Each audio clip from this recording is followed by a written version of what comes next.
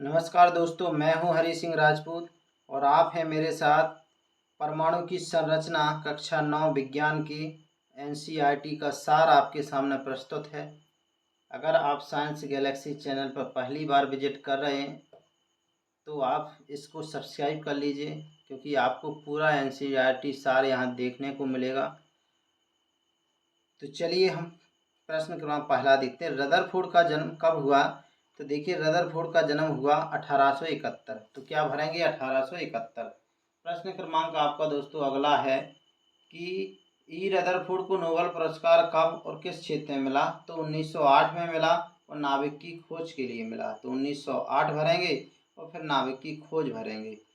प्रश्न तीसरा आपके सामने है। परमाणु धन आवेशित गोले का बना होता है और उसमें इलेक्ट्रॉन डॉट डॉट कैसे धसे के इलेक्ट्रॉन कैसे होते हैं? धसे। तो कहाँ भर दीजिए? धसे। चौथा प्रश्न कह रहा है ऋणात्मक और धनात्मक आवेश परिणाम में समान होते हैं, इसलिए परमाणु वैद्युतीय रूप से डॉट डॉट होते हैं। उदासीन। क्या भर दोगे? उदासीन। प्रश्न क्रमांक 5 नंबर का the theory of spectra and atomic constitution dot dot किसकी पुस्तक है? तो दोस्तों ये है नील बोर की। किसकी है? नील्स बोर की। छठवां है बोर का परमाणुिक मॉडल किसने दिया? तो नील बोर ने। भरोगे नील बोर। सातवां रदरफोर्ड का परमाणु मॉडल किसने दिया? तो रदरफोर्ड ने दिया। किसने दिया? रदरफोर्ड ने दिया। प्रश्न क्रमांक 8 बोल रहा नाभिकीय भौतिकी का जनक किसे कहा जाता? बहुत ही इंपॉर्टेंट प्रश्न। तो ये है रदरफोर्ड को, क्योंकि इन्हीं ने नाभिक को खोजा था। नौवां है एटॉमिक थ्योरी किसकी पुस्तक का नाम है? तो ये आपका किसकी पुस्तक का नाम है? नील बोर की।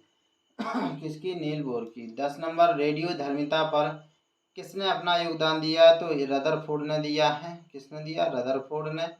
11 है नाभिक का आकार परमाणु के आकार की तुलना में कैसा होता है? बहुत कम होता है। बहुत कम। अगला है 11 नंबर का है नाभिक का आकार परमाणु 12 नंबर का प्रश्न है आपके। इलेक्ट्रॉन नाभिक के चारों ओर डॉट डॉट कैसे मार्ग में चक्कर लगाते हैं? तो ये लगाते हैं वर्तुलाकार। क्या? वर्तुलाकार। 13 नंबर का प्रश्न कह रहा परमाणु का केंद्र धनावेशित होता है जिसे कहा जाता है? नाभिक कहा जाता है। नाभिक। 14वां प्रश्न कहता है the destruction of nature dot dot किसके द्वारा लिखी गई? नील्स बोर के द्वारा लिखी गई। प्रश्न क्रमांक 15 रदरफोर्ड की मृत्यु कब हुई? तो रदरफोर्ड कब मरे? 1937 में। कब? 1937 में। 16 नंबर नील्स बोर का जन्म किस सन में हुआ था? तो ये 1885 में हुआ। कब हुआ? 1885। 17 नंबर का पूर्ण प्रश्न है नील्स बोर का जन्म कहाँ पर हुआ? तो इनका जन्म हुआ था कोपेनहेगन में। कहाँ पर? कोपेनहेगन में। 18 है न्यूट्रॉन को किससे दर्शाते हैं? तो स्मॉल एन से दर्शाते हैं। Small N. न्यूट्रॉन की खोज किसने की थी? तो जेम्स चैडविक ने की थी। James Chadwick. 20 नंबर इलेक्ट्रॉनों की संख्या को डॉट डॉट किस सूत्र द्वारा प्रदर्शित किया जाता है? तो इलेक्ट्रॉनों की संख्या को प्रदर्शित किया जाता है आपका जेड के द्वारा। नहीं, किसको? इलेक्ट्रॉन की संख्या को किसके द्वारा प्रदर्शित किया जाता है? जो आपके 2n स्क्वायर द्वारा। किसके द्वारा? 2n स्क्वायर के द्वारा। 21 नंबर का प्रश्न आपकी स्क्रीन पर देखिएगा।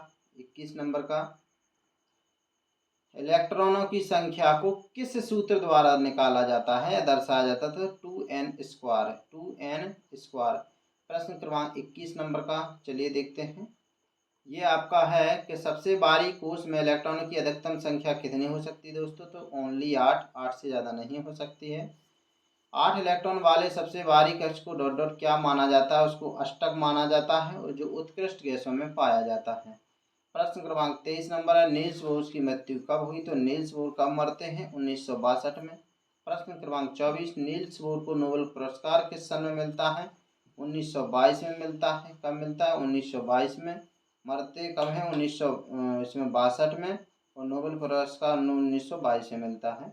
25 नंबर है प्रत्येक तत्व के परमाणु की एक निश्चित संयोजक शक्ति होती है जिसे क्या बोलते हैं? संयोजकता। संयोजकता। प्रश्न क्रमांक 25 नंबर का है। 26 नंबर का देखिए प्रश्न स्क्रीन पर। प्रश्न क्रमांक 26 नंबर का स्क्रीन पर देखिए, देख पा रहे होंगे। समस्थानिक की डॉट डॉट समस्थानिक की डॉट डॉट कितनी परमाणविक स्पीज होती हैं? तो समस्थानिक की आपकी इसमें ये लिखना है हाइड्रोजन की। तो समस्थानिक की तो इसमें कितनी होती है? 3 होती हैं। प्रश्न क्रमांक 27 नंबर का है। प्रश्न क्रमांक आपका 27 नंबर का है। तीनों समस्थानिकों के नाम लिखिए। तो यहाँ आपको जोड़ना हाइड्रोजन। तो हाइड्रोजन के तीनों समस्थानिकों के नाम क्या हैं आपके? ये आपका प्रोटियम, ड्यूटेरियम, ट्राइटियम। प्रश्न क्रमांक 28 प्रोटियम, ड्यूटेरियम, ट्राइटेनियम। आर्गन की परमाणु संख्या कितनी होती है? 18 होती है, 18। प्रश्न क्रमांक 29 है सल्फर में इलेक्ट्रॉनों की संख्या कितनी होती है? 16 होती है। प्रश्न क्रमांक 30 नंबर का सोडियम का संकेत क्या है? Na होता है। प्रश्न क्रमांक 31 समस्थानिकों रासायनिक गुण समान लेकिन भौतिक गुण डॉट डॉट कैसे होते हैं? तो भौतिक गुण देखिए आपके अलग अलग होते हैं। प्रश्न क्रमांक 32 नंबर का है प्रकृति में क्लोरीन कितने समस्थानिक रूपों में पाया जाता है? तो 2 रूपों में पाया जाता है। प्रश्न क्रमांक आपका 33 नंबर है क्लोरीन का औसत परमाणु द्रव्यमान कितना होता है? 35.5 होता है। प्रश्न क्रमांक 35.5। प्रश्न क्रमांक 34 किस समस्थानिक का उपयोग परमाणु भट्टी में ईंधन के रूप में होता है? यूरेनियम का। किसका? यूरेनियम।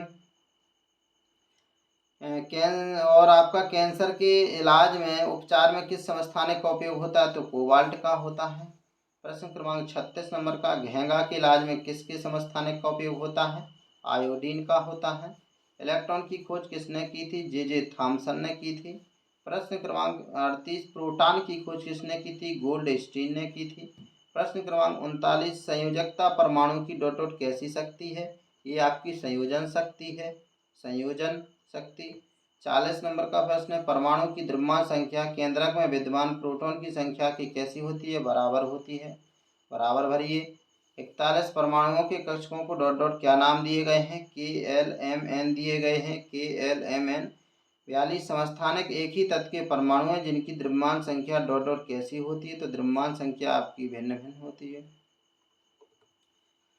अगला है प्रश्न 42 43 टॉमसन का जन्म कब हुआ? तो 1856 में हुआ था, 1856। 44 टॉमसन की मृत्यु ये 1940, तो 1940 भरें। ई गोल्डस्टीन ने 1886 में एक डॉट डॉट कैसे विकिरण की खोज की? नए विकिरण की खोज की। प्रश्न क्रमांक 46 कैनाल रे नाम किसने दिया था? ये गोल्डस्टीन ने दिया था। इलेक्ट्रॉन की खोज के कारण 1906 में भौतिक का नोबेल पुरस्कार किसे मिलेगा? जे थॉमसन को। कार्बन का परमाणु क्रमांक कितना होता है? 6। नियान में प्रोटॉनों की संख्या कितनी होती है? 10। और किसने परमाणु के अंदर न्यूट्रॉन की को खोजा था? ये थे जेम्स चैडविक। तो इस तरह से आपने पूरे 50 प्रश्नों का सॉल्यूशन देख लिया है कक्षा 9 में। अगर आपको साइंस गैलेक्सी बाय हरी सर चैनल पसंद आ रहा है तो आप इस साइंस गैलेक्सी बाय हरी सर चैनल को लाइक करिए, शेयर करिए, अपने दोस्तों में शेयर करिए। तो चलिए दोस्तों, आपके लिए बहुत ही हेल्पफुल रहेगा ये वीडियो। धन्यवाद।